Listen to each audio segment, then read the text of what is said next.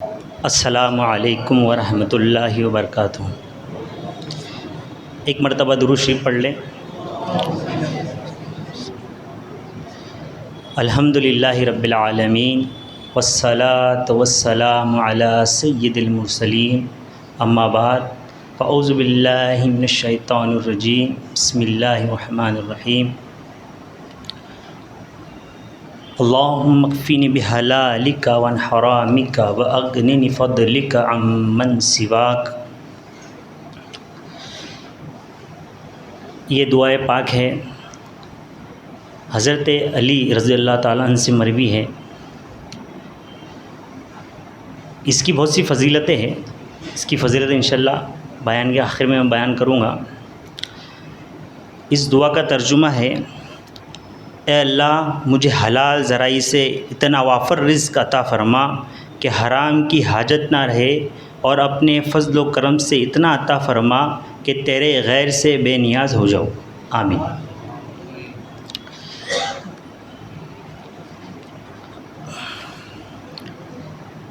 ایک شعر میں آپ کو سنانا چاہوں گا جو میرے استاد محترم نے مجھے چھٹی جماعت کے اندر یاد کرایا تھا۔ یہ خود ان کا شعر تھا، اور شعر بھی تھا اور وہ دعا بھی ہے۔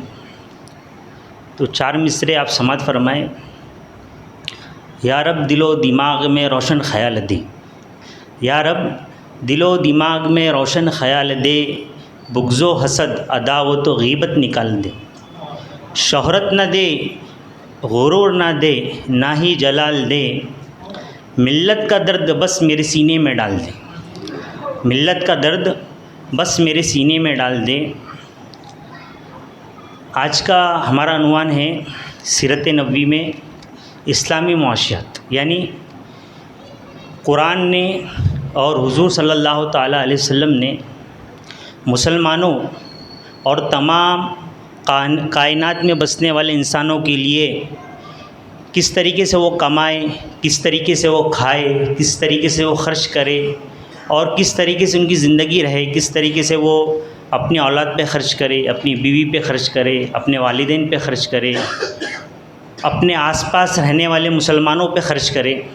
اس کی جو تعلیمات قرآن اور احادیث میں اور سیرت مصطفیٰ صلی اللہ تعالیٰ علیہ وسلم میں ملتی ہے، اس پہ ہم چند واقعات اور چند احادیث پر نظر کرنے کی کوشش کریں گے، اور خود ہم اپنی زندگی میں اس کو کس طریقے سے ڈھال سکتے ہیں، ہماری زندگی میں کس طریقے سے اتار سکتے ہیں، اس پر عمل کرنے کی انشاءاللہ کوشش کریں گے۔ جب ہم سیرت مصطفیٰ پڑھتے ہیں تو اعلان نبوت کے پہلے جب حضور صلی اللہ تعالیٰ علیہ وسلم جوان ہوتے ہیں تو آپ سب سے پہلے جو کام اپنے لیے چنتے ہیں وہ ہوتا ہے تجارت۔ حضور صلی اللہ تعالیٰ علیہ وسلم نے 6 سال یا 8 سال کی عمر میں سب سے پہلا جو سفر کیا وہ ملک شام کا سفر تھا۔ وہ آپ نے اپنے چاچا ابو طالب کے ساتھ تجارت کے مقصد کے سے کیا، اور اس کے بعد پھر آپ اور ایک مرتبہ سفر پہ گئے۔ جب آپ جوان ہوئے اور آپ کی ایمانداری، صدیقی اور امانت داری کا چرچا پورے مکہ میں تھا کہ حضور صلی اللہ تعالیٰ علیہ وسلم بڑے رحم دل ہے، بڑے اچھے مزاج کے ہیں، خوش اخلاق ہے، امین ہیں، صادق ہے، دوسروں کی پرواہ کرنے والے ہیں، دوسروں پر رحم کرنے والے ہیں، تو اس کا بہت چرچا تھا مکہ میں۔ مکہ کے نوجوانوں میں حضور صلی اللہ تعالیٰ علیہ وسلم کی ذات مبارک ایک نمایاں ذات تھی۔ جب آپ کی ایمانداری اور صداقت کے چرچے حضرت خدیجہ رضی اللہ تعالیٰ عنہ تک پہنچے تو آپ نے حضور صلی اللہ تعالیٰ علیہ وسلم کو یہ سندیشہ بھیجایا، یہ پیغام بھیجایا کہ آپ میرا مال لے جا کر ملک شام میں تجارت کریں۔ یعنی حضور صلی اللہ تعالیٰ علیہ وسلم حضرت خدیجہ کا مال لیں گے اور اس کو ملک شام میں بیچیں گے جا کر۔ تو اس طریقے سے پہلی پارٹنرشپ ہوئی آپ کی دونوں کے بیچ میں۔ تو حضور صلی اللہ تعالیٰ علیہ وسلم جب شام کے سفر پر نکلنا چاہتے تھے تو حضرت خدیجہ نے ان کا ایک غلام تھا، وہ حضور صلی اللہ علیہ وسلم کی خدمت میں پیش کیا اور کہا کہ یہ غلام آپ کے ساتھ ہمیشہ رہیں گا، سفر کے دوران بھی اور تجارت کے وقت بھی آپ کے ساتھ رہیں گا، تاکہ آپ کو کوئی مشکل پیش آؤ تو آپ بھی غلام کی خدمت حاصل کر سکو۔ حضور صلی اللہ تعالیٰ علیہ وسلم جب ملک شام گئے تو آپ نے جو ان کے ساتھ گئے ہوئے تاجر تھے، سب سے پہلے مال حضور صلی اللہ تعالیٰ علیہ وسلم کا فروخت ہو، یعنی مکہ کے تمام تاجروں میں سب سے پہلے حضور صلی اللہ علیہ وسلم کا مال فروخت ہوا.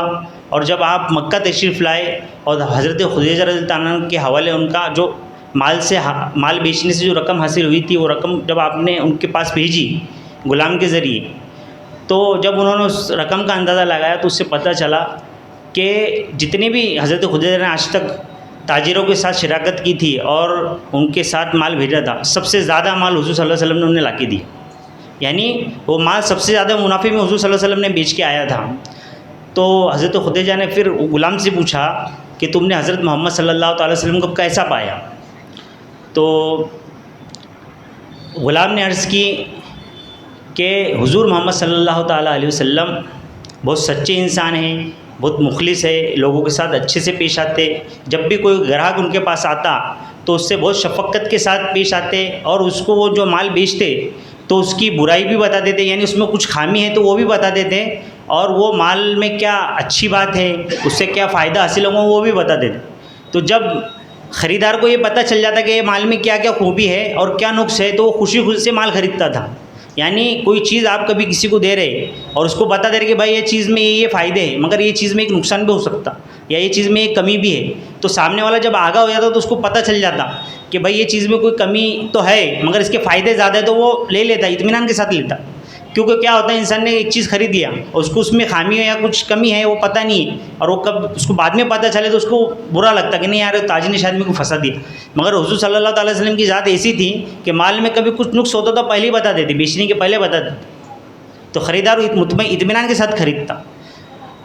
اور آپ ہر جو بھی آپ کس سے معاملہ کرتا وہ خوشی حضور صلی اللہ تعالیٰ علیہ وسلم کے ساتھ معاملہ کرتا.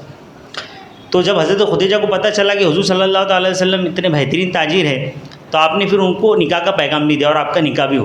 اس کی وجہ کیا تھی؟ حضور صلی اللہ تعالیٰ علیہ وسلم کا صدیق و امین ہونا، با اخلاق اور با کردار ہونا. اسی کے ساتھ مکہ کے اندر بازار لگتا تھا، تو بازار کے اندر باہر سے دیہات سے بھی لوگ آتے تھے مال بیچنے کے لیے. تو آپ حضور صلی اللہ علیہ وسلم نے بھی اعلان نبوت نہیں کیا ہوا ہے. اعلان نبوت کا پہلا واقعہ ہے کہ ایک دیہات سے تاجر آیا اور اس نے اپنا مال 2 اونٹ لایا اپنے ساتھ میں. 2 اونٹ اس کے پاس تھے، تو وہ بہت خوبصورت اونٹ تھے اور مہنگے اونٹ تھے. ایک مثال کے طور پہ اس کی قیمت کا اندازہ 80,000 روپے اس نے سوچا ہوا تھا کہ بھائی ایک اونٹ 40,000 روپے میں بیچوں گا، تو 2 اونٹ کی قیمت 80,000 روپے بنتی. جب وہ مکہ آیا اور مکہ کے بازار میں جب وہ رکا تو بہت سے تاجر آئے، انہوں نے اس کو قیمت بتائے، کچھ سودا جمع نہیں. ابو جہل وہاں پہنچا. اب ابو جہل جو تھا کہ وہ مکہ میں بہت مشہور آدمی تھا اور وہ سردار بھی تھا. تو جب وہ وہاں پہنچا اس تاجر کے پاس تو اس نے پوچھا کہ بھائی تم یہ 2 اونٹ کتنے میں بیچو گے؟ تو اس تاجر نے دیہاتی نے کہا کہ میرے 2 اونٹ 80,000 روپے میں بیچوں مثال کے طور پر. تو ابو جہل بہت کمینہ آدمی تھا، وہ کمزور لوگوں کو اور جو لوگ باہر سے آتے تھے مسافروں کو ستاتا تھا. تو اس نے اس کو کہا تاجر کو کہ دیکھو بھائی تم تو مکہ کے اندر آئے ہو، میں تم کو صرف 40,000 روپے دوں گا دونوں اونٹ کے، اور کبھی تم نے میرے کو نہیں بیچے یہ اونٹ تو میں کوئی خریدے گا بھی نہیں. تو وہ تاجر نے منع کر دیا کہ نہیں میں تو میرے اونٹ 80,000 روپے میں بیچوں گا دونوں، اور میں تم سے سودا نہیں کرنا چاہتا. تو اس نے کیا ابو جہل نے وہاں 2 اس کے غلام چھوڑ دیا اور کہہ دیا کہ بھائی کوئی بھی اس کے پاس جب خریدنے کو آئے تو اس کو کہہ دینا کہ اس کا سودا ابو جہل کے ساتھ شروع ہے. اب جو بھی تاجر آتے ہیں مکہ کے اور اس سے جب خرید و فروخت کرتے اونٹوں کی، تو جب تاجر سودا کرتا ان سے تو وہ جو غلام تھے وہ آنے والے مکہ کے تاجروں کو کہتے کہ نہیں اس سے سودا مت کرو، ابو جہل کا سودا اس کے ساتھ شروع ہے. تو بہت سے لوگ شریف النفس رہتے کسی جھگڑا محلہ نہیں چاہتے، تو ابو جہل کا لوگ نام سنتے تو چلے جاتے. اب یہ دیہاتی پریشان ہو گیا تو یہ دونوں اونٹ لے کے مکہ معظمہ خانہ کعبہ کے پاس پہنچا اور روتے ہوئے آیا. تو حضور صلی اللہ علیہ وسلم کی اس پہ نظر پڑی. ابھی حضور صلی اللہ علیہ وسلم نے اعلان نبوت نہیں کیا ہوا ہے، اعلان نبوت کا پہلے کا واقعہ ہے. تو حضور صلی اللہ علیہ وسلم اس کے پاس پہنچے اور اس کو کہا کہ بھائی کیا ہو گیا؟ تو دیہاتی نے پورا واقعہ سنایا کہ ابو جہل نے میرے ساتھ ایسا کیا ہوا ہے، یہ اونٹ میں نے دیہات سے لائے ہوئے، بہت میں نے محنت کی اس کے پیچھے، میرے قیمتی اونٹ ہیں، کس طریقے سے میں خالی ہاتھ جاؤں؟ آدھی قیمت میں تو میں اونٹ بیچ نہیں سکتا میرے. تو حضور صلی اللہ علیہ وسلم کو بہت غصہ آیا. حضور صلی اللہ علیہ وسلم نے اس تاجر کو کہا کہ تم یہ اونٹ کتنے میں بیچو گے؟ تو اس نے کہا کہ 80,000 روپے. میں چاہتا ہوں کہ میرے یہ اونٹ 80,000 میں بکیں. حضور صلی اللہ علیہ وسلم نے 80,000 روپے اپنی جیب سے، جو بھی اس کی رقم تھی، اپنی جیب سے ادا کی اور اس کو تاجر کو دیا، اس کو خوش کیا. تاجر خوش ہو کر اور حضور صلی اللہ علیہ وسلم کو دعائیں دے کر مکہ سے روانہ ہو گیا. حضور صلی اللہ تعالیٰ علیہ وسلم وہ دونوں اونٹ بازار میں لے کے آئے اور آپ کھڑے ہوئے بیچنے کے لیے. تو ابو جہل کے جو غلام تھے اس نے جا کے ابو جہل کو اطلاع دی کہ وہ حضور محمد صلی اللہ تعالیٰ علیہ وسلم نے تمہارا وہ اونٹ وہ تاجر سے سودا کیا ہوا ہے اور اس کو پوری رقم ادا کر دی. ابو جہل بہت غصے میں آیا حضور کے پاس اور حضور صلی اللہ علیہ وسلم کو کہنے لگا کہ تم نے میرا سودا کیوں خراب کیا اور تم نے یہ اونٹ کیوں خریدی؟ تو حضور صلی اللہ تعالیٰ علیہ وسلم نے اس کو بالکل جواب دیا، کرارا جواب دیا کہ میرے ہوتے ہوئے مکہ کے اندر کوئی تاجر کے اوپر ظلم نہیں ہوگا.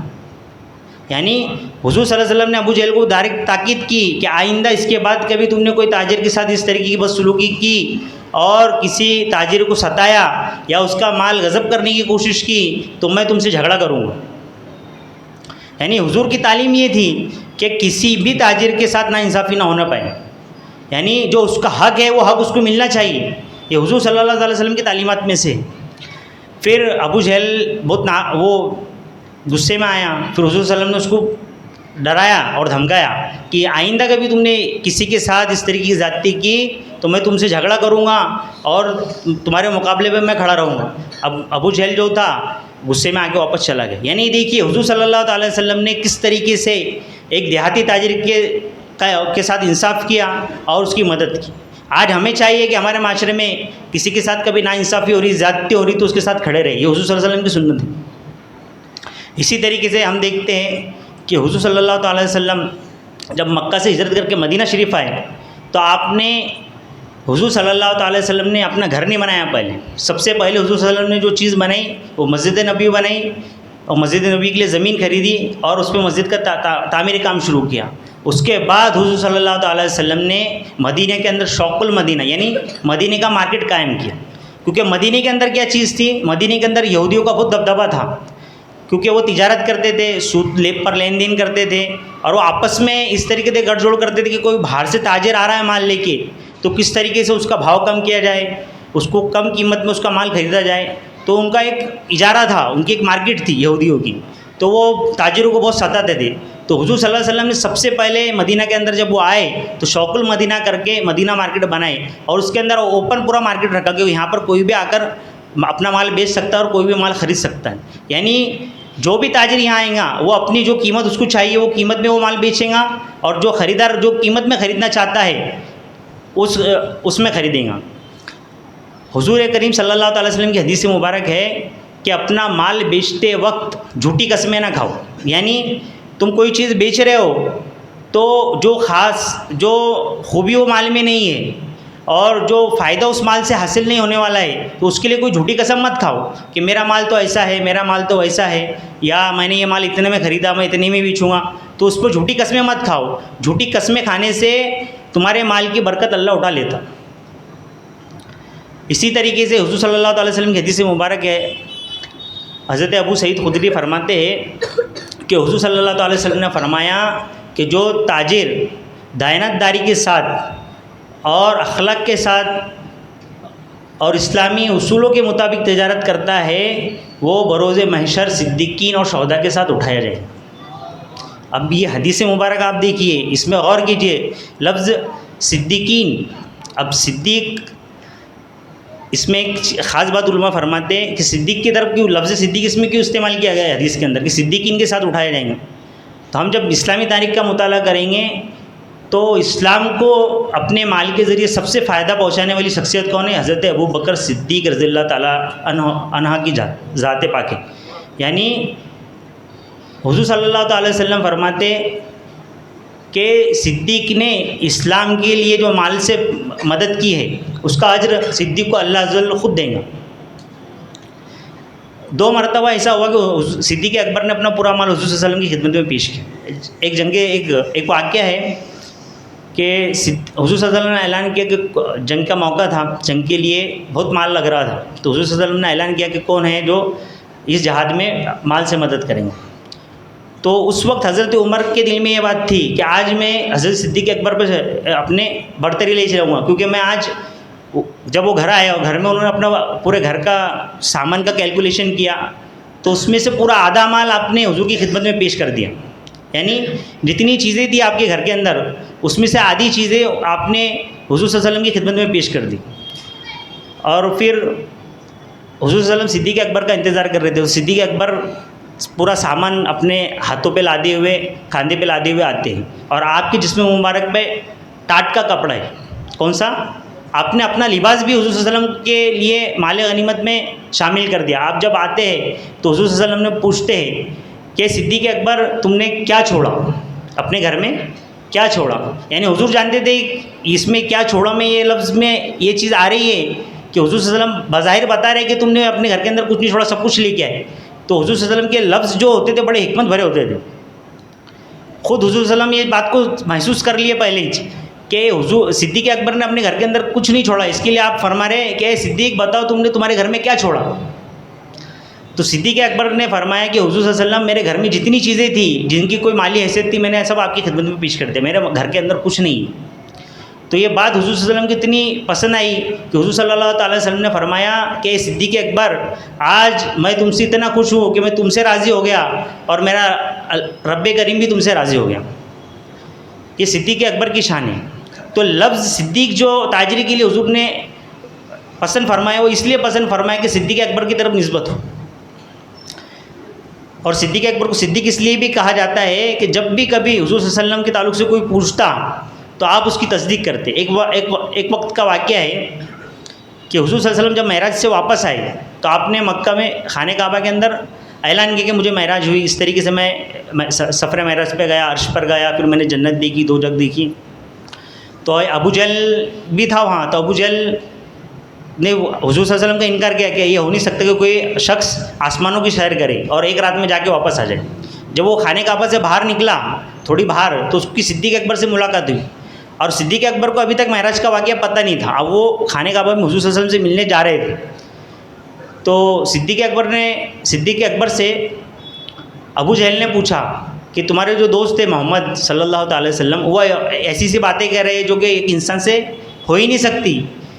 تو صدیق اکبر نے پوچھا کہ حضور صلی اللہ علیہ وسلم کیا فرمایا مجھے بھی بتاؤ. تو انہوں نے کہا کہ ان کو سفر معراج ہوا، وہ پہلے مسجد اقصیٰ گئے، پھر عرش پر گئے، پھر وہاں اللہ کی زیارت فرمائی، اس کے بعد پھر جہنم دیکھا، جنت دیکھی. اتنی سب راتیں ایک ہی رات میں وہ دیکھ کے آ گئے. تو صدیق اکبر کا جواب تھا، صدیق اکبر نے فرمایا کہ حضرت محمد صلی اللہ تعالی وسلم سچ کہتے اور سچ کے علاوہ کچھ نہیں کہتے. اور وہ آپ حضور صلی اللہ علیہ وسلم کی خدمت میں حاضر ہوئے تو حضور صلی اللہ علیہ وسلم کو بتایا کہ ابو جہل ایسا کہہ رہا تھا اور میں نے اس سے ایسا کہا. تو حضور صلی اللہ علیہ وسلم نے فرمایا کہ اے صدیق اکبر آج سے تمہارا نام صدیق ہے. یعنی تم نے جس طریقے سے میری تصدیق کی آئندہ قیامت تک لوگ تمہاری باتوں کی تصدیق کریں گے. یعنی صدیق کا لقب حضور صلی اللہ علیہ وسلم نے اس لیے ان کو دیا کہ جب بھی حضور صلی اللہ علیہ وسلم کے تعلق سے کوئی بات آپ ہوتی تو آپ نے حضور سے کبھی دلیل نہیں مانگی، کبھی حجت نہیں کی، کبھی یہ نہیں پوچھا کہ آپ ایسا کیوں فرما رہے. اس لیے صدیق اکبر کو صدیق کہا. اب ہم دیکھتے ہیں کہ آج کے معاشرے کے اندر ہم کیا کر سکتے. یعنی حضور صلی اللہ علیہ وسلم کی ہم دیکھیں فقہاء کرام اور علماء کرام فرماتے ہیں کہ دنیا کا جو مال ہے اس کے اندر 90% جو فائدہ ہے وہ تجارت کے اندر ہے. یعنی جو شخص تجارت کرتا ہے وہ ہمیشہ مال اس کے ہاتھ میں کبھی اس کو تنگی نہیں ہوگی، ہمیشہ اس کے ہاتھ میں مال رہے گا اور وہ محتاج نہیں رہیں گے. اب ہم آج کے معاشرے کی کبھی دیکھیں کنڈیشن تو آج سود عام ہو چکا ہوا ہے. ہم سود میں گھرے ہوئے، سودی نظام اس طریقے سے ہم پر غالب آ چکا ہے کہ مسلمان آج کسی نہ کسی طریقے سے سود میں مبتلا ہو جاتا ہے. تو اس کے لیے کیا کرنا چاہیے؟ تو آپ کبھی اخبارات پڑھتے ہوں گے یا آپ کو معلوم ہوگا رگھورام راجن جو کہ سابق RBI کے بڑے چیئرمین رہ چکے ہوئے، ان کی ایک رپورٹ ہے 2008 کے اندر جو پورے ورلڈ میں کرائسس آیا خاص کر کے امریکہ کے اندر اور اس کی اکنامی بہت وہ ہو گئی، ڈاؤن ہو گئی. تو اس کی وجہ جب بڑے بڑے لوگوں نے تحقیق کی تو پتہ چلا کہ یہ سودی کاروبار کی وجہ سے یہ جو تھا کریک ڈاؤن آیا. تو اس کا حل کیا ہے؟ تو رگھورام راجن نے خود اپنی رپورٹ میں ایک بات کہی کہ ہم جو یہ ہمارا جو بینکنگ سسٹم اس کا حل اسلامک بینکنگ سسٹم ہے. یعنی ہم ایک ایسا سسٹم لائے جو اسلام کے مطابق ہو، جس کے اندر سود نہ ہو. اور آپ کو پتہ ہونا چاہیے کہ RBI نے اسلامک ونڈو کر کے ہر بینک کے اندر، خصوصی SBI کے اندر ایک ونڈو رکھتے ہیں وہ لوگ، کہ آپ کبھی وہاں جائیں گے ان کو کہیں گے کہ ہم کو اسلامک بینکنگ سسٹم کے حساب سے ہم کو اکاؤنٹ کھولنا ہے ہمارا، تو وہ آپ کو برابر آپ کا جو مال ہے، یعنی آپ جو پیسے ڈپازٹ کر رہے تو وہ پھر اسلامی اصولوں کے مطابق جمع ہوں گے. یعنی نہ وہ کسی کو سود سے دیے جائیں گے نہ آپ کو اس پہ سود ملے گا. تو وہ کیا کریں گے، آپ کا پیسہ جو ہے سرکاری کمپنیوں میں انویسٹ کریں گے. یعنی آپ جو بھی ڈپازٹ رکھ رہے، فکس ڈپازٹ رکھ رہے، یا آپ سیونگ کر رہے، یا کسی بھی طریقے کا آپ لین دین بینک سے کر رہے، اور آپ نے کہا کہ ہم کو اسلامک ونڈو کے حساب سے چلنا ہے، میں اسلامک بینکنگ کے حساب سے کام کرنا چاہتا، تو SBI کے اندر یہ سہولت ہے مسلمانوں کے لیے کہ وہ اپنا پیسہ اسلامک ونڈو کے اندر جمع کر سکتے. تو اس کے اندر کیا ہے کہ وہ اسلامی قوانین کے حساب سے جو ان کے پاس ایک خاکہ دیا گیا ہے اس کے حساب سے وہ اپنا پیسہ، آپ کا جو پیسہ ہے، آپ نے جو انویسٹمنٹ کیا ہوا ہے یا سیونگ رکھا ہوا ہے، وہ کسی کو سود سے نہیں دیے جائیں گے. یعنی آپ سود سے بچ جائیں گے انشاءاللہ. اور دوسرا مسئلہ، آپ کا جو پیسہ کبھی آپ اس کو فکس ڈپازٹ میں رکھنا چاہ رہے یا آپ کچھ اس کے اوپر منافع کمانا چاہ رہے تو وہ اسلامی قوانین کے حساب سے دیا جائے گا. یعنی کسی کو وہ پیسہ اسلامک سسٹم کے حساب سے انویسٹمنٹ ہوگا. کا انویسٹمنٹ ہوگا جو بڑی بڑی کمپنیاں سرکاری یا ایسی کمپنیاں جو سود کا کاروبار نہیں کرتی، شراب کا کاروبار نہیں کرتی، سٹے جوئے کا کاروبار نہیں کرتی، وہ کمپنیز کے اندر وہ پیسہ انویسٹمنٹ کیا جائے. یہ ہمیں اطلاع ہونی چاہیے اس کی. دوسری چیز، جب اللہ تعالیٰ نے سود کو حرام کر دیا اور حضور صلی اللہ علیہ وسلم نے اس کا اعلان فرمایا کہ اے مسلمانوں، اللہ نے سود کو حرام کر دیا اور تمہارے لیے تجارت کو حلال کر دیا. یہ سورہ بقرہ کی آیت کا ترجمہ ہے. تو اب سود حرام ہو گیا تو اب کسی کو ادھار پیسے چاہیے یا کچھ چاہیے تو اس کا حل کیا؟ تو خود اللہ تعالیٰ فرماتا ہے کہ جو شخص کوئی مسلمان کو قرض حسنہ دیں گا تو قیامت کے روز میں اس کا بدلہ دوں گا.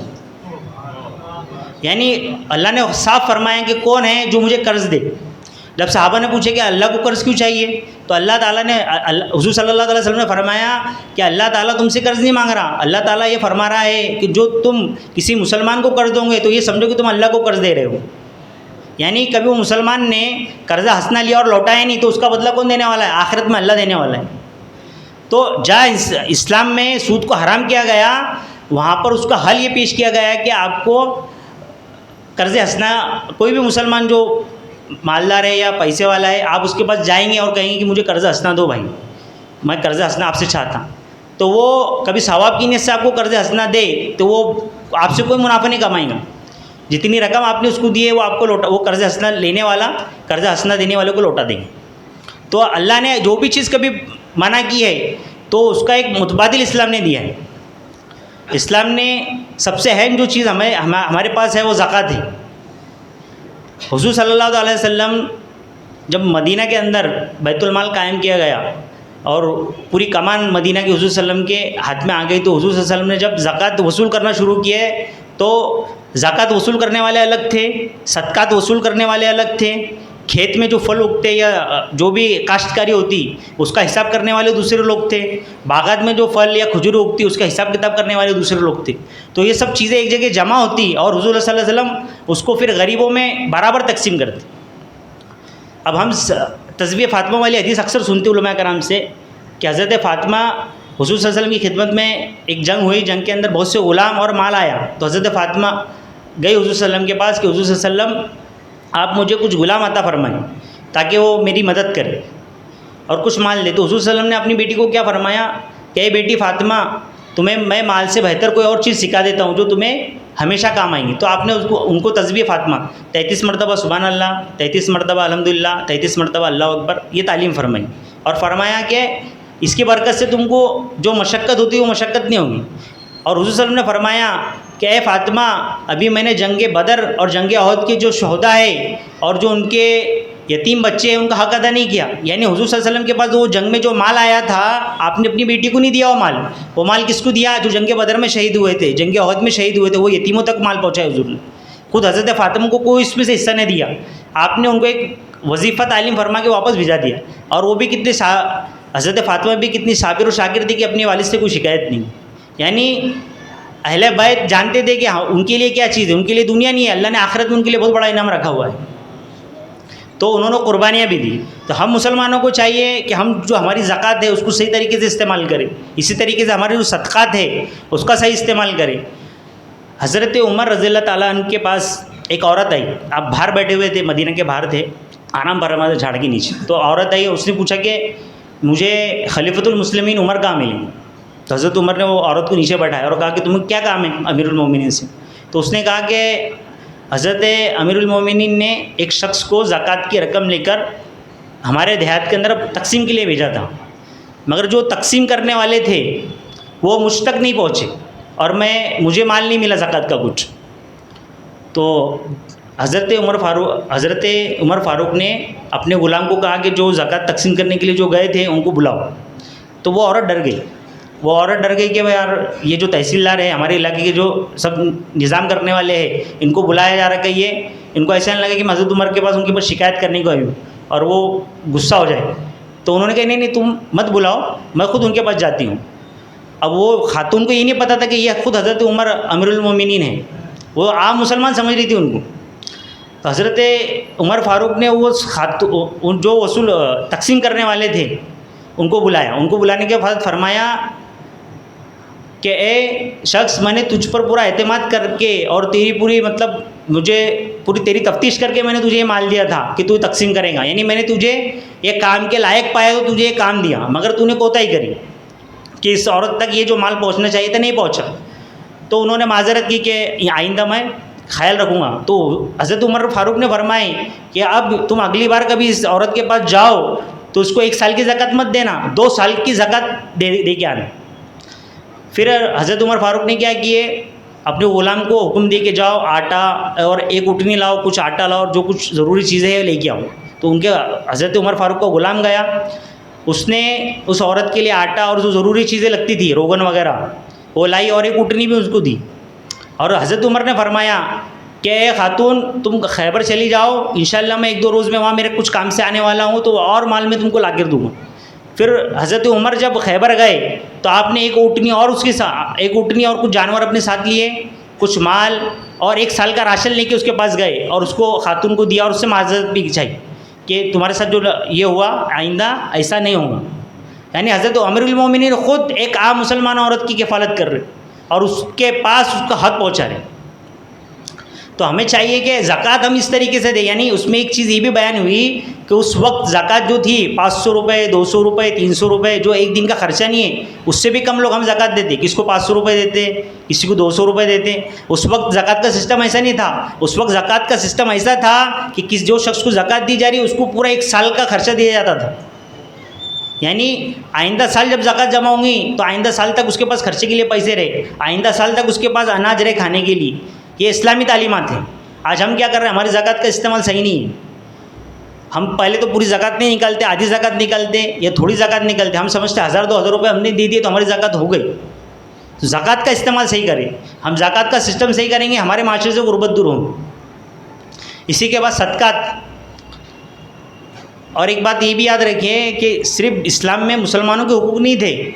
ایک مرتبہ آپ حضرت عمر فاروق راستے سے گزر رہے تھے تو ایک ذمی مسلمان اپنے ذمی غیر مسلم جو لوگ ایمان نہیں لاتے تھے مگر اسلامی حکومت میں رہتے تھے اور وہ ٹیکس دیتے تھے، اس کو جزیہ بولتے تھے. تو جزیے کا مطلب کیا ہوتا تھا، وہ ٹیکس کا مطلب یہ ہوتا تھا کہ یہ جو شخص ہم کو ٹیکس دے رہا ہے وہ مسلمان نہیں ہے مگر اس کی عزت کا، اس کی مال کا اور اس کی ہر چیز کا حفاظت مسلمان حکومت کریں، اس کے لیے وہ ٹیکس لیا جاتا تھا. تو وہ شخص وہاں موجود تھا، بازار کے اندر موجود تھا. تو حضرت عمر فاروق کا اس پر سے گزر ہوا تو حضرت عمر فاروق نے اس کی حالت دیکھی تو اس کو پوچھا کیا ہوا، تم بہت خستہ حال نظر آ رہے ہو. تو اس نے کہا کہ میں بہت غریب ہوں اور میرے پاس کچھ نہیں ہے، مطلب میں صحیح طریقے سے اپنے خاندان کی پرورش بھی نہیں کر سکتا. تو حضرت عمر فاروق نے اس کے لیے ایک وظیفہ مقرر کیا، ذمیوں کو وظیفہ. یعنی اسلامی حکومت کے اندر صرف مسلمانوں کو وظیفے نہیں دیے جاتے تھے، یتیموں غریبوں کو نہیں دیے جاتے تھے بلکہ کافروں کو بھی دیے جاتے تھے وظیفے. یعنی اسلامی حکومت جو ہوتی تھی وہ غیر مسلموں کا بھی خیال رکھتی تھی. وجہ کیا تھی کہ اس وقت زکوٰۃ کا صدقات کا سسٹم جو تھا بہت مضبوط تھا، بہت صحیح طریقے سے وہ چلتا تھا. آج ہمارے پاس زکوٰۃ اور صدقات کا سسٹم صحیح نہیں ہے. اسی طریقے سے جب ہم دیکھتے ہیں کچھ چیزوں کو غور سے،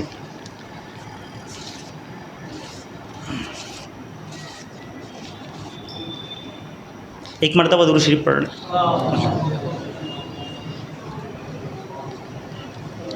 ایک چیز آتی ہے ابھی، ہم کس طریقے سے لوگوں کی مدد کر سکتے ہیں، یعنی ہم خود کسی کی مدد کرنا چاہیں تو کس طریقے سے کر سکتے ہیں.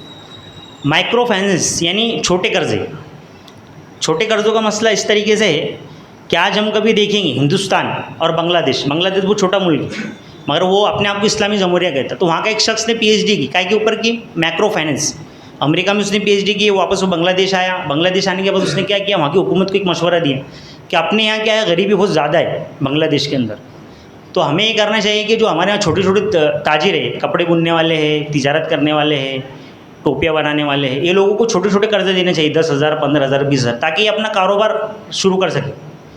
تو اس کی تجویز کے اوپر بنگلہ دیش کی گورنمنٹ نے کیا کی، وہاں کی جو سرکاری بینک تھا وہاں سے اس نے مائکرو فائننس شروع کری، یعنی چھوٹے چھوٹے قرضے، 10,000 20,000 کے قرضے، 50,000 کے قرضے، اور یہ قرضوں میں سود نہیں تھا. اب جب یہ سسٹم شروع ہوا وہاں تو 15 سال کے اندر ایسا ہو گیا کہ آج اس کی اکنامی انڈیا سے اچھی اکنامی، یعنی گروتھ ریٹ جو ایشیا کا گروتھ ریٹ ہے، ایک گروتھ ریٹ تھا، تو انڈیا سے اچھا گروتھ ریٹ بنگلہ دیش کا ہے. اور آپ کو ایک بات تعجب ہوں گی، ہم پہلے بولتے ہیں ٹکا، میرے پاس ایک ٹکا نہیں ہے، یعنی پہلے ٹکے کی کوئی اہمیت نہیں ہوتی تھی، یعنی روپے کے برابر میں ٹکا کو بہت کمتر سمجھا جاتا تھا. مگر آج تو آپ دیکھیں گے ٹکی کی جو قیمت ہے وہ 0.7 بڑھ چکی ہوئی، یعنی ٹکا جو ہے روپے سے مہنگا ہو گیا. کیا چیز کی بدولت؟ مائکرو فائننس، یعنی چھوٹے قرضے. جو حکومت نے چھوٹے قرضے دیے، آج اس کی جو گھریلو انڈسٹری ہے ہندوستان سے آگے بڑھ گئی. 2018 کے بعد جو نوٹ بندی ہوئی انڈیا میں، 2017 کے اندر نوٹ بندی ہوئی، اس کے بعد انڈیا کی جو تھی گھریلو پروڈکشن تھا وہ کم ہو گیا، اور بنگلہ دیش کا جو پروڈکشن تھا وہ بڑھتے چلا گیا. کیوں بڑھا؟ وہ مائکرو فائننس، یعنی وہاں کی حکومت نے چھوٹے چھوٹے قرضے دی وہاں کے لوگوں کو. تو چھوٹے کام کرنے والوں نے کیا کیے الحمدللہ کہ انہوں نے وہ قرضے لے کر اس کو اڑائی نہیں، کپڑے نہیں خریدے، اپنے بچوں کو رہنے سہنے کا سامان مہیا نہیں کیا، بلکہ اس سے کاروبار کو اور تجارت کو بڑھایا اپنی، اور تجارت کو بڑھا کر ان کی کنٹری کو بھی انہوں نے بڑھایا. یعنی آپ کو جو کام کرتے چھوٹی چیز، وہ صرف آپ کو فائدہ نہیں پہنچاتی ایک آدمی کو، وہ ایک خاندان کو فائدہ پہنچاتی، ایک محلے کو فائدہ پہنچاتی، ایک گاؤں کو فائدہ پہنچاتی، اور ایک حکومت کو فائدہ پہنچاتی. تو جو بھی سسٹم ہے اسلام کے اندر چھوٹے چھوٹے، اب مائکرو فائننس کہاں سے آیا؟ تو آپ حضور صلی اللہ علیہ وسلم کی ایک حدیث مبارک ہے کہ ایک انصاری حضور صلی اللہ علیہ وسلم کے پاس مسجد نبوی میں آئے. مسجد نبوی میں آئے حضور صلی اللہ تعالی وسلم کے پاس، اور حضور صلی اللہ علیہ وسلم کو فرمایا کہ حضور صلی اللہ علیہ وسلم میں بہت غریب ہوں اور ہمارے پاس کچھ نہیں ہے کھانے کی، ہمارے پریشانی ہے. تو حضور صلی اللہ علیہ وسلم نے اس کو کیا فرمایا کہ تیرے گھر میں کیا ہے، تمہارے گھر میں کچھ ہے؟ تو صحابی نے فرمایا کہ ہاں حضور صلی اللہ علیہ وسلم ہمارے پاس دو چیزیں، ایک چادر ہے بچھانے کے لیے، سونے کے لیے، ہم اس کو سوتے وقت بچھاتے، اور ایک پیالہ ہے پانی پینے کے لیے. تو حضور صلی اللہ علیہ وسلم نے فرمایا کہ جاؤ وہ پیالہ اور چادر لے کے آؤ. تو وہ شخص مسجد نبوی میں وہ پیالہ اور چادر لے کے آیا. تو حضور صلی اللہ علیہ وسلم نے کچھ صحابہ کو جمع فرمایا اور فرمایا کہ کون ہے جو اس چادر اور درہم کو خریدیں گے؟ تو ایک صحابی رسول نے فرمایا کہ میں 1 درہم دیتا ہوں اس کے بدلے میں. تو حضور صلی اللہ علیہ وسلم نے فرمایا کہ کون شخص ہے جو 2 یا 3 درہم دیں گا اس کے لیے؟ تو ایک صحابی نے کہا کہ چادر اور پیالے کے لیے میں 2 درہم دیتا ہوں.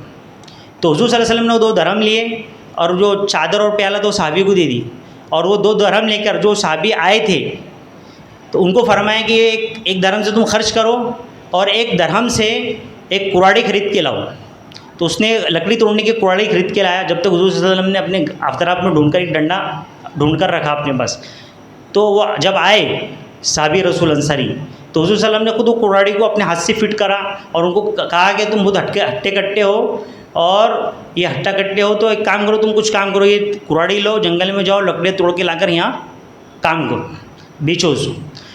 اب کچھ دنوں کے بعد وہی صحابی رسول ہے حضور صلی اللہ علیہ وسلم کی خدمت میں آتے اور اپنے ہاتھ حضور صلی اللہ علیہ وسلم کو بتاتے کہ حضور صلی اللہ علیہ وسلم یہ دیکھو میرے ہاتھوں میں چھالے آ گئے، مگر یہ چھالوں کی برکت یہ ہے کہ آج میں الحمدللہ میں بھی کھا سکتا ہوں، میرے گھر والے بھی کھا سکتے ہیں، اور ہم کو کسی کے آگے ہاتھ پھیلانے کی ضرورت نہیں. تو حضور صلی اللہ علیہ وسلم کی تعلیمات دیں کہ دوسروں کی مدد کرو. کس طریقے سے مدد کرو؟ کبھی کوئی ہٹا کٹا ہے تو اس کو بھیک مت دو، اس کو اتنا پیسہ دو کہ وہ خود کی تجارت شروع کر سکے، خود کا کاروبار شروع کر سکے. یہ اسلامی تعلیمات ہیں. چاہتے حضور صلی اللہ علیہ وسلم تو اس کو بہت مال جمع کر کے دیتے. اسی طریقے سے ایک اور حدیث میں کہ مدینہ شریف کے دیہات آس پاس میں ایک دیہات تھا، تو بہت غریب تھا وہ، تو خشک سالے ہونے کی وجہ سے اور کچھ نہ ہونے کی وجہ سے وہ لوگ بہت پریشان، تو پورے گاؤں کے لوگ آ گئے مدینے میں. تو ان کو ایک چادر دی اور انہوں نے اپنی تلوار اپنی گلے کے اندر لٹکا کے لے کے، اور لٹکا کے آنے کے بعد مدینہ مسجد نبی کے سامنے کھڑے ہو گئے. تو حضور صلی اللہ علیہ وسلم ان کو دیکھے، ان کی غریبی کو دیکھے، ان کی مفلسی کو دیکھے، تو حضور صلی اللہ علیہ وسلم بہت رنجیدہ ہو گئے.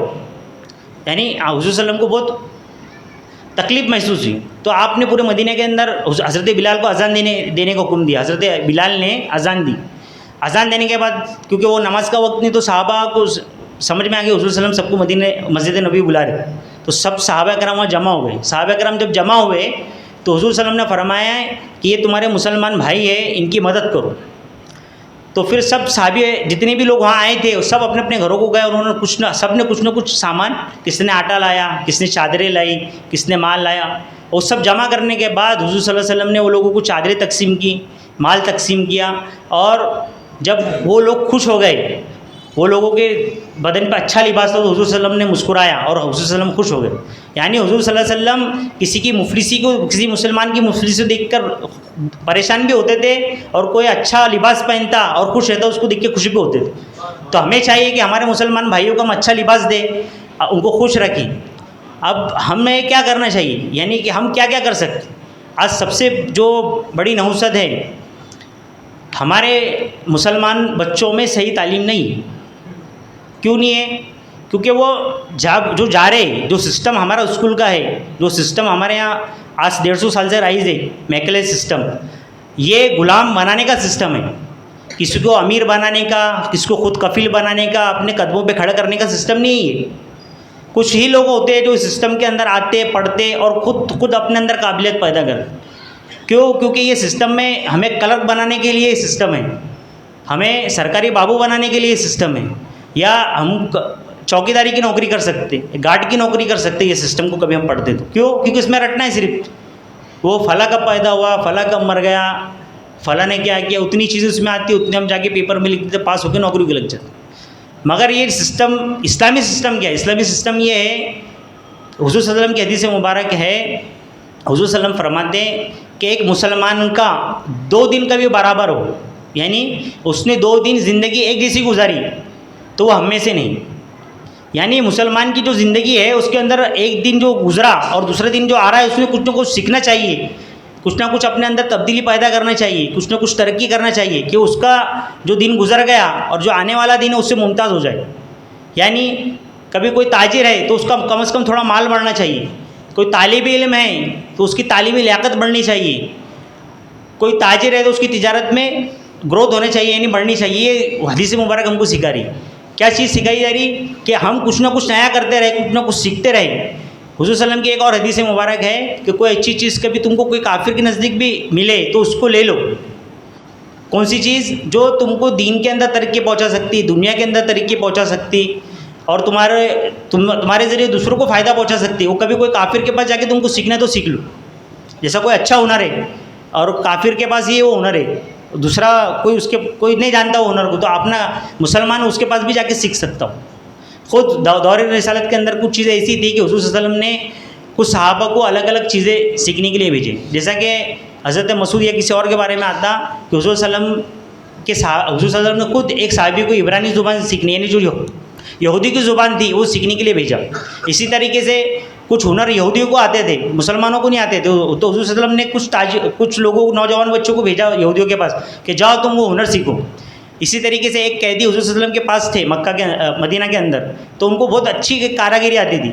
تو انہوں نے کہا کہ کبھی تم یہ ہنر مسلمانوں کو سکھا دو گے تو ہم تم کو آزاد کر دیں. اسی طریقے سے ہم جنگ بدر میں دیکھتے کہ حضور جو قیدی تھے، ان قیدی میں جو پڑھنے والے لوگ تھے، تو حضور نے فرمایا کہ تم میں جو پڑھنے والا کتابت جس کو لکھنا آتا وہ دوسرے مسلمان 5 مسلمان یا 10 مسلمانوں کو کتابت سکھا دے، میں اسے آزاد کر دوں.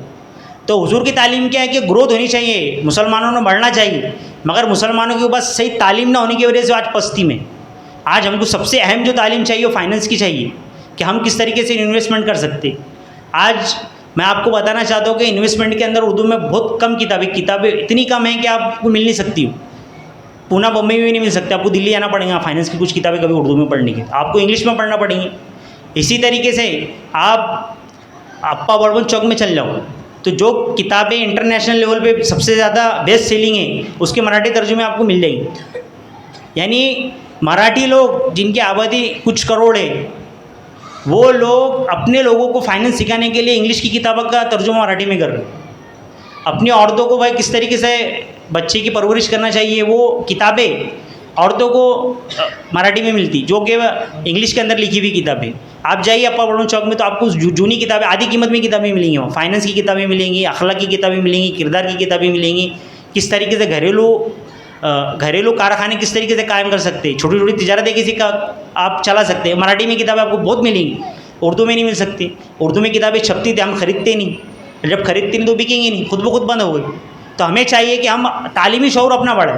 اسکول کی کتابوں سے, کالج کی کتابیں پڑھ کے آپ کو انویسٹمنٹ کیا ہے یہ پتہ نہیں چلنا پڑے گا. انویسٹمنٹ کے لیے آپ کو جو لوگوں نے اس کے اوپر سالوں سال محنت کی ان کی کتابیں پڑھنا پڑیں گی, اور وہ انگریزی کے اندر ہے. اسی طریقے سے ایک چیز آتی ہے کمپاؤنڈنگ. کمپاؤنڈنگ کس کو کہتے ہیں, کس کو پتہ نہیں. اب کوئی نوجوان کو میں یہاں پوچھ لوں گا تو شاید ایک دو لوگ بتا سکتے کمپاؤنڈنگ کس کو ملتی. کمپاؤنڈنگ کا الٹا مطلب آپ کو بتاتا جو آپ کو اچھے سے معلوم, وہ ہے سود, جس کو ہم بولتے ہیں چکری بیاج. یعنی ہم نے سود سے پیسے لیے, اب کیا ہو گیا, ہم اصل رقم بھی نہیں دے رہے اور سود بھی نہیں دے رہے, تو وہ سود کے اوپر واپس سود لگ رہا. وہ سود کے اوپر وہ سود کاؤنٹ ہوتے جا رہا, سود کی جو رقم بڑھ رہی. اسی طریقے سے تمہارا سود جو 1 لاکھ کے اوپر 2,000 تھا وہ 10,000 روپے ہو گیا. یعنی آپ نے 1 لاکھ روپے سود لیا تھا مگر اصل رقم بھی نہیں بھرے اور سود بھی نہیں بھرے, تو اب 10,000 سود کے اوپر واپس آپ کو 10,000 روپے بھرنا ہے. تو اس کا الٹا کیا کمپاؤنڈنگ. کمپاؤنڈنگ مطلب کیا کہ آپ نے کچھ پیسے جمع کیے, بچت کی اس کی, اور اس کو کوئی اچھی جگہ پر کوئی سرکاری کمپنی میں انویسٹمنٹ کر دیے, یا جو سرکاری رولز ہے ہمارے سی بی کے NSE وغیرہ کے جو رولز کی حساب سے کمپنی چلتی ہے انڈیا کے اندر, اس کے اندر ہم نے انویسٹمنٹ کری پیسہ. وہ پیسہ انویسٹمنٹ کبھی ہم جب کرتے تو ہم نے ہر مہینے 1,000 روپے جمع کرے اس کو, تو سال بھر میں 12,000 روپے ہو گئے. اور 12,000 روپے پہ ہم کو منافع کتنا آیا, پورے سال میں 1,000 روپے آئے. اب جب آپ 10 سال 15 سال جب یہ چیز کریں گے کنٹینیو, تو آپ کی اصل جو رقم رہیں گی وہ آدھی رہ جائیں گی, اور جو آپ کا منافع ہے وہ اصل رقم سے 10 گنا ہو جائیں گے. اس کو بولتے ہیں کمپاؤنڈنگ. کمپاؤنڈنگ آپ سرچ کرو, آپ کو پتہ چلیں گے کمپاؤنڈنگ کیسی ہوتی. تو ہم کو چاہیے کہ بھائی انویسٹمنٹ کیا ہے, کمپاؤنڈنگ کیا ہے, گروتھ کیا ہے, کس طریقے سے ہم نے پیسہ اپنا انویسٹمنٹ کرنا چاہیے, کہاں انویسٹمنٹ کرنا چاہیے. ہم کو اس کا نالج ہی نہیں ہے. آج پونا ایک ہب ہے ایجوکیشن کا, مگر ہمارے لوگوں کو فائننس کا کچھ بھی, یعنی ہم کس طریقے سے کمائیں اور کس طریقے سے وہ پیسہ انویسٹمنٹ کریں اس کا نالج نہیں, زیرو نالج ہے. ہم کیا کر رہے ہیں, BCO کے اندر پیسہ ڈال رہے ہیں, بینکوں میں پیسہ رکھ رہے ہیں. بینک کے اندر جو پیسہ ہم رکھتے اس کے 2 نقصانات ہیں. پہلا نقصان تو وہ ہو سکتا ہے کہ کسی کو سود پہ دیا گیا ہو, اس کے ایک ہم سے سوال پوچھا جائے گا میدان محشر میں. دوسرا مسئلہ کہ جو پیسہ آپ فکس ڈپازٹ رکھ رہے وہ 7% یا 6% سے پیسہ بڑھتا, مگر جو ہمارا انفلیشن ہے یعنی جو مہنگائی ہے وہ اس سے ڈبل ریٹ سے بڑھ رہی. تو آپ کا جو پیسہ وہاں رکھا ہوا 1 لاکھ روپے آپ نے رکھ دیے, تو وہ 1 لاکھ روپے جب آپ 10 سال کے بعد اس کی اہمیت دیکھیں گے تو وہ 80,000 یا 70,000 روپے رہ جائیں گی, اس کی جو ویلیو رہیں گی. تو اس لیے حضور صلی اللہ علیہ وسلم نے فرمایا ہے کہ آخری جب زمانہ قیامت کا آئے گا تو مسلمانوں کو چاہیے کہ وہ اپنے پاس سونے کو محفوظ کرے. حضور صلی اللہ علیہ وسلم کا فرمان 1400 سال پہلے حضور نے فرمایا کہ مسلمانوں کو چاہیے کہ جو اپنا مال ہے, اپنی رقم ہے, وہ سونے یا چاندی کی شکل میں اپنے پاس محفوظ رکھے. یعنی حضور صلی اللہ علیہ وسلم بتا رہے اس 1400 سال پہلے کہ بھائی سونے اور چاندی کی اہمیت ہمیشہ بڑھتے رہنے والی ہے. آپ کے گھر کے اندر جو بھی سونا ہوگا آپ نے شادی کے وقت جب خریدا ہوگا, 8-20 سال پہلے اس کی ویلیو کیا تھی, آج ویلیو کیا ہے. اور آپ 20 سال اس کی قیمت نکالیے کہ وہ آپ نے 10,000 کا سونا خریدا ہوا تھا شادی کے اندر, اور 10 سال کے بعد دیکھ رہے تھے وہ 50,000 60,000 کا ہو گیا. تو وہ 50% 60% بڑھ گیا وہ, مگر کبھی 10,000 آپ کو دیے جاتا اور 10,000 ابھی تک آپ رکھتے تو اس کی ویلیو کتنی رہتی, 8,000 9,000 کی اس کی ویلیو ہو جاتی, یعنی ویلیو کم ہو جاتی اس کی یا اس سے بھی کم. تو خاص طور سے ہم کو مسلمانوں کو چاہیے کہ ہم اپنے بچوں کو ایجوکیٹ کریں. کیا تعلق سے, انویسٹمنٹ کے تعلق سے, کمپاؤنڈنگ کے تعلق سے. بھائی پیسہ کیسا انویسٹمنٹ کرنا, کہاں انویسٹمنٹ کرنا. آج الحمدللہ انڈیا کے اندر بہت اچھے قانون ہیں انویسٹمنٹ کے تعلق سے. حضور صلی اللہ علیہ وسلم کی حدیث مبارک کہ جب بھی تم کسی کے ساتھ لین دین کرو تو اس کو لکھ لو. تو آپ جب بھی کسی کو کچھ دے رہے یا کوئی بھی چیز انویسٹمنٹ کر رہے تو ہم کو لکھت میں ایگریمنٹ بنا لینا چاہیے. اب ہمارے مسلمان کیا کرتے کہ کسی نے بول دیا ان کو کہ بھائی فلاں آدمی ہے وہ سال بھر سے میں نے اس کے پاس 1 لاکھ روپے جمع کرا, وہ مہینے کو 3,000 روپے دے. اب اسلام کے اندر کبھی اسلامی نقطۂ نظر سے دیکھا جائے تو ایک بات یہ آتی کہ اس میں تمہارا قرار ایسا ہونا چاہیے کہ بھائی میں 1 لاکھ روپے دے رہا ہوں تو 1 لاکھ کے اندر منافع جو ہوگا تو دونوں کو آدھا آدھا ہوگا، اور کبھی گھاٹا بھی ہو گیا، نقصان بھی ہو گیا تو دونوں کا برابری بھی ہوگا، برابر۔ اب ہم کیا کرتے، صرف منافع کی لالچ میں پیسہ دے دیتے۔ آج کبھی آپ 2018 کے بعد سے لے کر 2020-21 تک صرف دیکھیں گے تو مختلف اسکیموں کے اندر اور الگ الگ کمیٹیوں کیا کیا وہ ہے، مسلمانوں کے صرف کم از کم 25 سے 30 ہزار کروڑ روپے مسلمانوں کو ڈوبے ہوئے۔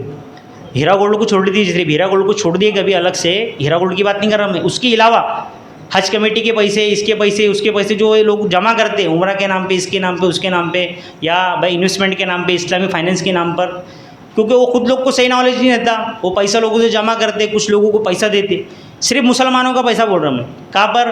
بمبئی، بنگلور، گوا، کرناٹک، یہ علاقے کے اتنے لوگوں کا، یہ علاقوں کے لوگوں کے پیسے کتنے؟ 20 سے 25 ہزار کروڑ روپے ڈوبے ہوئے مسلمانوں کے صرف۔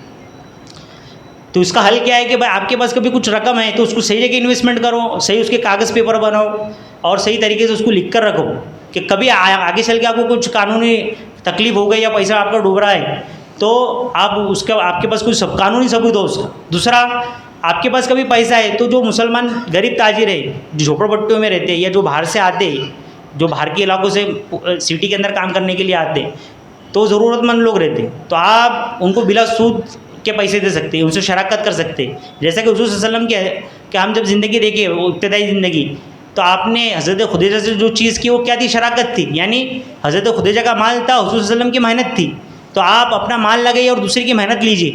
آپ کسی نوجوان کو پکڑیے جو تجارت اچھا کرنا جانتا، یا وہ شخص جو آپ کا مال نہیں ڈبائے گا، جو امین ہے، دیانت دار ہے، ایسا شخص آپ کو کبھی ملتا ہے تو آپ اس کو پیسے دیجیے، اس کو سود کی نحوست سے بچائیے اور اس کی مدد کریے۔ اس کی 2 فائدے ہوں گے، ایک تو آپ اس کی مدد کریں گے تو حلال طریقے سے پیسہ کمائیں گے اور آپ کے پیسے کو بھی بڑھائیں گے۔ اب ہم نے پیسہ رکھ دیا ہمارے پاس، اب ہمارے پاس کچھ پیسہ محفوظ ہے، اب سال تو گزرنے والا ہے، اس پہ زکوٰۃ بھی ہم کو دینا ہے، کبھی ہم وہ پیسے کی زکوٰۃ نہیں دیں گے تو ہم گناہ گار ہوں گے۔ تو اب حضور ایک قول بھی ہے کسی کا، انہوں نے فرمایا کہ اپنے مال کو ضائع مت کرو، یعنی اپنے مال کو لگا کے رکھو تجارت کے اندر یا کسی ایسی چیز کے اندر کہ جس سے تم کو منافع حاصل ہو، ایسی جگہ مال اپنے پیسے کو محفوظ مت رکھو، تم محفوظ رکھو گے تو تمہارا مال جو زکوٰۃ کھا جائیں گی، یعنی اب تم زکوٰۃ نہیں دے رہے، مال رکھا ہوا ایسا ہے 5 سال 6 سال تک، تو زکوٰۃ آپ نے کتنی دے دی آپ کے مال کی؟ 10% 15% آپ زکوٰۃ دے دیں گے پورے مال کو، تو وہ مال کو کیا کیجیے؟ آپ انویسٹمنٹ کیجیے، کسی اچھے انسان کو پکڑیے جو ضرورت مند ہے، جو سود سے پیسے لیتا، آپ اس کو پہلے سمجھائیے کہ سود کی نحوست کیا ہے، بھائی سود سے پیسے لینے نہیں چاہیے، یہ 10,000 روپये میں دیکھو دیتا، اس کے اندر جو بھی تم منافع کمائیں گا اس کے اندر میں برابر کا شریک ہے، اور دیکھو کبھی اس پہ نقصان ہو گیا تو میرے کو بتا دے بھائی کہ یہ فلاں اتنے پیسے کا نقصان ہو گیا تو تیرے نقصان میں بھی میں شریک ہے۔ جب آپ پورے اعتماد کے ساتھ اس کو رقم دیں گے کہ میں تیرے نفع میں بھی شریک ہے، تیرے نقصان میں بھی شریک ہے، تو وہ ایمانداری کے ساتھ آپ کو انشاءاللہ اللہ کی ذات سے امید ہے کہ آپ کو منافع لا کے دیں گے۔ مگر آپ کوئی شخص کو صرف یہ بول کے رقم دے رہے کہ میں کو صرف منافع مانگتا، یہ میں تیرے کو پیسے دے رہا مگر میں کو مہینے کے 2,000 روپے مانگتا، تو اس سے کیا ہوتا؟ برکت اڑ جاتی۔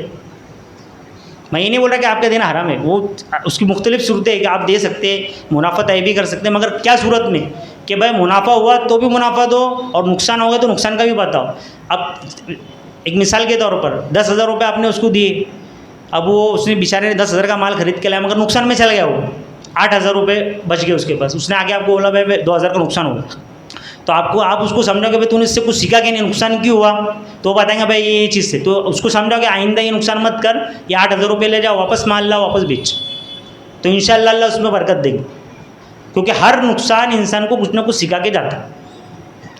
تو اب یہ ایک چیز ہے کہ ہم کیا کیا کر سکتے، تو آج الحمدللہ کچھ علماء کرام اور بڑے بڑے لوگ جو ہے جو بینکنگ کی معلومات رکھتے، فائنینس کی معلومات رکھتے، تو وہ لوگوں نے ایک ریسرچ کی کہ بھائی ہندوستان کے اندر ہم کیا کیا چیزیں کر سکتے، تو ان کی ایک رپورٹ ہے، اس کے اندر انہوں نے بتایا کہ ہم ہمارے جو سوسائٹی ہے، جو محلوں میں ہم رہتے ہیں، گاؤں کے اندر رہ سکتے، اس میں کیا کر سکتے، تو اس میں سب سے پہلا کام ہے سود کی حرمت اور کرات کی مہم چلانا، یعنی مسلمانوں کو بتاؤ کہ سود حرام ہے، بھائی سود لینا بھی حرام ہے، سود دینا بھی حرام ہے، اس کی بہت بڑے بڑے گناہ ہیں، سود کی کیا گناہ میں یہاں آپ کو بتا بھی نہیں سکتا، تو پہلا کام کیا ہے کہ سود کے تعلق سے لوگوں کو بتاؤ، دوسرا، غربت کے ازالے کے لیے ہر گاؤں ہر محلے و مسجد میں قرضہ حسنہ کی بلا سودی سوسائٹیوں کا قیام صحیح کرنا چاہیے.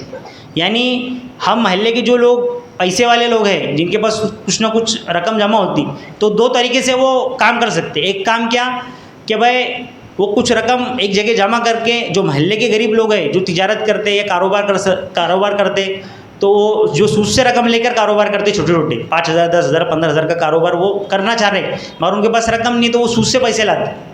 تو وہ ایسے لوگوں کی نشاندہی کر کے ایسے لوگوں کو پاس جا کر ان کو سمجھا کر اور وہ کچھ لوگ جمع کر کے پیسے ان کو دے کے بھئی یہ پیسے ہم آپ کو دے رہے اور یہ قرضہ حسنہ ہم دے رہے, کبھی یہ پیسے تم ہم کو لوٹا دے تو بہت اچھی بات ہے, ہم دوسرے مسلمان بھائی کو دیں گے مگر اس کا ٹینشن مت لو تم, ہم نے تم کو قرضہ حسنہ دیا, جب تمہارے پاس یہ پیسہ آئیں گا تو ہم کو لوٹا دینا. ایک کام یہ کر سکتے ہم. دوسرا کام, ہم ہماری زکوٰۃ کو صحیح طریقے سے جمع کریں اور جو مستحق لوگ ہیں زکوٰۃ کے ان تک پہنچے. تو یہ کام کہاں سے ہو سکتا, ہم کوئی ہمارے محلے کے اندر ایک سوسائٹی بنائیں یا مسجد کے تحت کام کریں, مسجد کو خدمت خلق کا مرکز بنے. یعنی کوئی مسلمان کو محلے میں تکلیف ہے تو وہ مسجد تک آئے اور وہ بتائے کہ بھائی میرے کو فلاں تکلیف ہے تم میری مدد کرو. آج کیا ہوتا ہے کہ ہمارے یہاں ایک مسئلہ بہت بڑا پیچیدہ ہے کہ کوئی شخص کسی کو کوئی تکلیف بتا رہا تو کچھ لوگ سنتے اس کی مدد تو نہیں کرتے مگر اس کو بدنامی پورے محلے میں کر دیتے. تو اس سے بچنا چاہیے. زکوٰۃ کی اجتماعی نظم کے لیے ملیشیا اور جنوبی افریقہ کے ماڈل کو اپنایا جائے. یعنی جو ملیشیا کے اندر بھی ایک اسلامک سسٹم پورا ان کا اسلامک بینکنگ ہے ان کی وہاں پر, اور افریقہ کے اندر بھی کچھ ایسے پوری دنیا سے رقم جمع ہوتی ہے افریقہ کے اندر, اور وہ ایک اسلامی سسٹم کے تحت جو غریب لوگ ہیں جن کو کھانے کو نہیں ہے, جن کے بچوں کو پڑھائی کے لیے نہیں, وہ سسٹم سے وہ پیسہ ہم ان کو کاپی کر سکتے. چھوٹی بڑی تجارت کی طرف توجہ, صنعت و حرفت کو فروغ میں دلچسپی. یعنی جو چھوٹی چھوٹی تجارت ہے, کوئی ایسے لوگ ہیں جن کے پاس پیسہ ہے مگر ان کو تجارت کرنے کا طریقہ نہیں معلوم ہے یا ان کے پاس کوئی ہنر نہیں ہے تو وہ دوسرے لوگ کے ساتھ مل کے تجارت شروع کر سکتے, یا کوئی ایک چھوٹی فیکٹری بنا سکتے کہ بھائی وہاں مال بنے تو وہاں کیا ہوگا, کچھ مسلمان غریب لوگوں کو بھی روزی روٹی کا ذریعہ ہوگا, اور یہ جو لوگوں کے پاس مال ہے صاحب مال تو ان کو بھی منافع ہوگا. یعنی ان کی دولت بھی بڑھے گی اور دوسرے لوگ کی ضرورت بھی پوری ہوگی. اسی طریقے سے جو کمپنیز ہے, بڑی بڑی کمپنیز ہے, سرکاری کمپنیاں ہیں یا پرائیویٹ کمپنیاں ہیں, اس کے اندر انویسٹمنٹ کیسا کرنا, یعنی ہم ہمارا پیسہ اس میں شراکت کیسا کر سکتے, ان کے برابر کا شریک کیسا بن سکتے. تو یہ بہت محفوظ طریقہ ہے سرمایہ کاری کا, مگر ہم کو پتہ نہیں کہ ہم کس طریقے سے کریں. تو اس کے جو ایکسپرٹ لوگ ہیں, ایکسپرٹ لوگ سے مشورہ کر کے آپ کس طریقے سے بڑی بڑی سرکاری کمپنیوں میں پیسہ انویسٹمنٹ کر سکتے, بڑی بڑی کمپنیوں میں, ملٹی نیشنل کمپنیوں میں کیسا جائز طریقے سے, حرام طریقے سے نہیں بول رہا میں, شراب کی کمپنیاں, کیمیکل کی کمپنیاں یا فائننس کی کمپنیوں میں نہیں بول رہا, وہ کمپنیاں جو حلال مطلب اسلامی اصولوں کے مطابق ان کا کاروبار صحیح ہے. جیسا ہم کیا چیزیں کھاتے ہیں, جیسا ہم بسکٹ کھاتے ہیں یا آٹا لاتے یا تیل لاتے, تو یہ کون سی کمپنی جو کام کرتی, کپڑا بنانے والی کمپنی کون سی, چپل بنانے والی کمپنی کون سی, تو ایسی کمپنیوں کی نشاندہی کر کے ہم اس میں پیسہ انویسٹمنٹ کر سکتے ہیں شرعی اعتبار سے صحیح طریقے سے. Multi state cooperative societies act کے تحت اسلامی مائکرو فائننس اور اداروں کا قیام. یعنی ایسے ادارے ہو کہ وہ چھوٹے چھوٹے قرضے لوگوں کو دے. اب ایک آپ کو پتہ ہونا چاہیے, رمضان کے پہلے ہمارے مسجد کا جو ہال ہم جو کرائے سے دیتے اس کے اندر مومن پورہ کے چند نوجوان, کچھ 200-250 نوجوان تھے, وہ انہوں نے ایک کمیٹی بنائے ہوئے BC ٹائپ. وہ کچھ ہر آدمی اپنی حیثیت سے اس میں پیسے جمع کرتا, اور وہ لوگ وہ پیسہ جمع کر کے ان کے جو یا ضرورت مند لوگ ہیں ان کا تحقیق کرتے کہ بھائی شخص ضرورت مند ہے, کیسا ہے, کیا ہے, اس کو پیسے, وہ لوگ اپنی سوسائٹی سے پیسہ دیتے اس کو اور اس کی مدد کرتے. یہ کام الحمدللہ پونہ میں شروع ہے.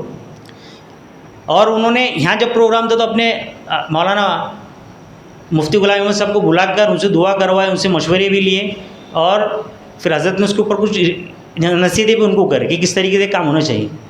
اب یہ تو ہو گیا ہم سماجی کام. اب ملکی سطح پہ ہم کیا کر سکتے, تو ملکی سطح پہ سب سے پہلا جو کام کرنے کا ہے,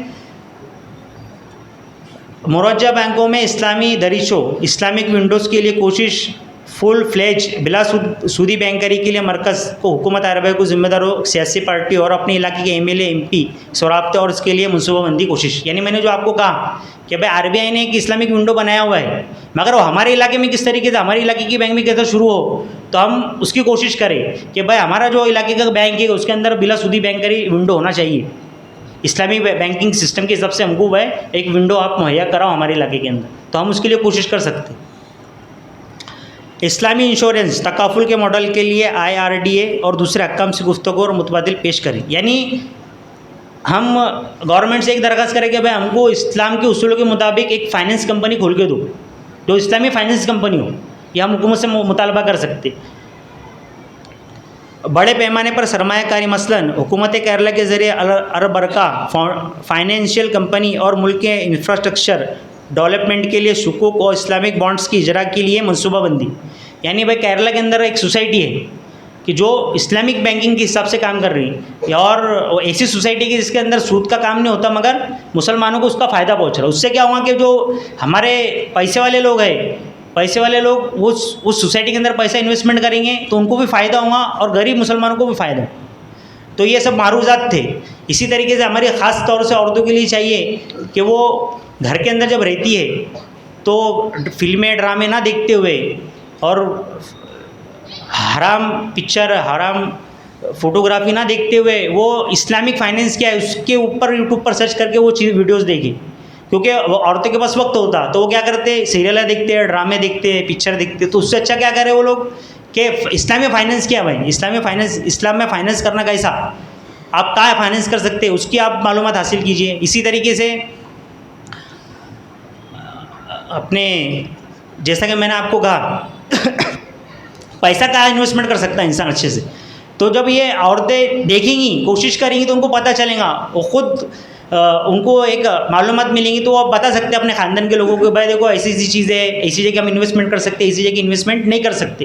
آپ کو حیرت ہوں گی کہ پونا کے اندر ایک 60 سالہ بزرگ عورت ہے، 60 سالہ بزرگ عورت ہے، وہ تنگ حال تھی وہ، تو اس کو پتہ نہیں تھا کچھ، تو اس کو کسی طریقے سے معلوم ہوتی کہ بھائی پیسہ کس طریقے سے انویسٹمنٹ کیا جاتا۔ آج وہ 60 سال کی خاتون نے 60 سال کی عمر میں پیپر کی مدد سے، میگزین کی مدد سے اور یوٹیوب وغیرہ کی مدد سے اتنی معلومات حاصل کی ہوئی ہے فائنینس کے تعلق سے کہ وہ آج لوگوں کو معلومات دیتی یوٹیوب چینل پہ، ان کو مراٹھی آتی صرف، انگلش نہیں آتی۔ تو اتنا وہ 60 سال کی عمر میں وہ خاتون نے کوشش کی کہ بھائی کس طریقے سے، اور آج الحمدللہ وہ اس کے پورے گھر کو چلا دی۔ یعنی ایک ایسی خاتون جو 60 سال کی ہے وہ کچھ نہیں کر سکتی، جو امید چھوٹ گئی ہوئی ہے سب اس کی، مگر جب انسان میں جنون اور جذبہ پیدا ہوتا تو وہ بہت کچھ کر سکتا، وہ خود اپنے لیے بھی بہت کچھ کر سکتا اور اپنے گھر والوں کے لیے بھی بہت کچھ کر سکتا۔ تو آج ہمارے خواتین کی ذمہ داری صرف گھر کا کھانا بنانا اور کپڑے دھونا یہ چیز نہیں ہے، آج ہماری اسلامی خواتین کے اوپر بہت سی ذمہ داریاں بڑھ چکی ہیں۔ حضور صلی اللہ علیہ وسلم کے دور میں جب جنگیں ہوتی تھی تو جب مسلمان جو زخمی ہو جاتے تھے جنگ بدر کے اندر تو ان کی ملم پٹی کرنے والی خاتون تھی، انہوں نے ایک خاتون تھی جس کو بہت اچھے طریقے سے جرا یعنی ملم پٹی کرنا آتا تھا، تو اس نے کئی عورتوں کو پھر ٹریننگ دی، تو جہاں پر بھی اسلامی لشکر جاتا تھا وہ عورتیں ان کے ساتھ جاتی تھی، اور جو مسلمان یہ ہوتے تھے کیا ہوتے تھے زخمی ہوتے تھے ان کی ملم پٹی کرتی تھی۔ تو آج ہم کو سب سے زیادہ ضرورت کیا ہے کہ ہماری گھر کی عورتیں، گھر کے اندر عورتوں میں دو تعلیم سب سے زیادہ ہونی چاہیے، ایک طبی تعلیم ڈاکٹریٹ کی تعلیم اور دوسری نرسنگ کی تعلیم۔ جو لوگ ڈاکٹریٹ کر سکتے جن کے پاس پیسہ ہے تو اپنے بچوں کو ڈاکٹر بنائے، وہ ڈاکٹر نہیں بن سکتی تو ان کو نرسنگ کی کورسز کرائے، تاکہ ہماری جو مسلم خواتین کو پریشانیاں پیش آتی تو وہ با پردہ خواتین کے پاس جا کے با پردہ طریقے سے علاج کرا سکے، اس کی بہت زیادہ ضرورت ہے۔ دوسری سب سے اہم جو چیز ہے فائننس کی، عورتیں آج یوٹیوب کے اوپر کبھی صحیح طریقے سے کام کیا جائے تو اتنی معلومات ہے فائننس کے تعلق سے کہ آپ ایک پڑھے لکھے آدمی کو پیچھے چھوڑ سکتے ہیں۔ کیونکہ جب انسان صحیح طریقے سے کام کرتا ہے، صحیح فکر سے کام کرتا ہے تو اللہ اس کے لیے راستے آسان کر دیتا۔ اب میں یہ سب معروضات کے ساتھ آپ سے رخصت چاہوں گا، جو کچھ میرے سے بولنے میں غلطی ہوئی اللہ اسے معاف فرمائیں۔ یہ ایک اپنی قوم ملت کے لیے جذبے کے تحت میں نے یہ باتیں آپ سے شیئر کی، اب اس کے اندر کوئی چیز غیر شرعی یا کچھ چیز میرے منہ سے نکل گئی تو اللہ مجھے معاف فرمائے، مگر الحمدللہ میں نے اس کے لیے 2 علماء کرام سے بھی رابطہ کر کے کہ میں یہ چیز پہ گفتگو کرنا چاہ رہا تو انہوں نے الحمدللہ 2 علماء کرام مفتی اکرم نے میری رہنمائی فرمائی۔ اسی طریقے سے 2 بینک کے لوگوں نے بھی، ایک چاچا ہے ناسک کے وہ، تو انہوں نے برنوئی وہاں پر اسلامک بینکنگ سسٹم کس طریقے سے کام کرتا وہاں کام کیا، تو ان سے میں نے مشورہ کیا، ہماری مسجد کے ایک عمران صاحب ان سے مشورہ کیا، ایسا میں 4-5 کے لوگوں کے مشورے سے ہی گفتگو آپ کے سامنے پیش کی۔ تو میرے سے کوئی غلطی ہوئی تو اللہ اسے معاف فرمائے، اور جو بھی چیزیں آپ کو پسند ہے تو اس کے اوپر کوشش کیجئے کہ انویسٹمنٹ کیا ہے اور کس طریقے سے ہم ہمارا پیسہ صحیح جگہ انویسٹمنٹ کر سکتے اور ہمارے بچوں کا فیوچر صحیح طریقے سے ہم ڈیولپ کر سکتے اور آگے ہم کو ہمارا جو ہم انویسٹمنٹ کر رہے ہیں وہ ہمارے کام آئے, ہمارے بچوں کے کام آئے, ہمارے بچوں کی شادی بیاہ میں کام آئے, اس کے لیے کس طریقے کی کوشش کر سکتے, اس کا نالج حاصل کیجیے. آج ہم یوٹیوب پر اتنے دیوانے ہیں کہ ہم کچھ بھی دیکھ رہے کچھ بھی سن رہے ہیں. جو چیزیں ہماری کام کی وہ سنیں, اہل سنت کی علماء کے بیانات سنیں, دوسری چیزوں اور خرافات میں نہ پڑیں. اللہ سے دعا ہے جو کچھ ہم نے یہاں سنا اسے قبول فرمائیں, ہمیں اس پر عمل کرنے کی توفیق عطا فرمائیں, ہمارے تعلیم میں, رزق میں, عمل میں برکت عطا فرمائیں. ان اللہ و ملائکۃ یصلون علی النبی یا ایھا الذین آمنوا صلوا علیہ وسلموا تسلیما. سبحانک ربک رب العزۃ عما یصفون وسلام علی المرسلین والحمد للہ رب العالمین.